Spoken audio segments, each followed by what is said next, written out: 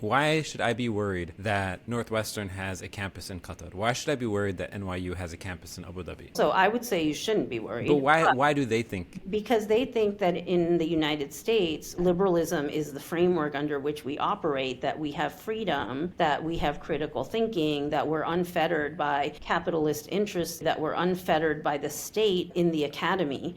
And that is a mythology that they very much abide by. Critiques of these campuses were coming from almost exclusively academics who have never stepped foot in the Gulf. And they had this like deep presumption that somehow American academia was at risk by moving into a quote unquote illiberal or authoritarian space. So, for example, I remember somebody had made an argument when Yale was thinking of moving to Singapore, where a Yale professor had said something like, Singapore is an authoritarian state. We put our academic principles at risk if we go to a place like Singapore where homosexuality is illegal and blah, blah, blah, like all these kinds of things, right? And then she had said in the next statement, it would be much better to think about having a campus in a country that is the world's biggest democracy, like India. Okay, India at the time was completely cracking down on students who wanted to do anything about protesting about Kashmir. India is not a bastion of liberalism, just like the United States is not a bastion of liberalism, which we see constantly, especially around Palestine. Nor is Singapore. Yeah, and like the state doesn't equal the people, right? Yeah, of An course. ethnographer knows this. I can go and study gay people in Singapore, even if Yeah. it's legal or not legal. There are still gay people in Singapore, and Yeah. if you want to study them, you can. So are we just going to cut off studying gay people in Singapore because of the law of the state? It's a very problematic way of thinking that doesn't take into account what happens on the ground. So that kind of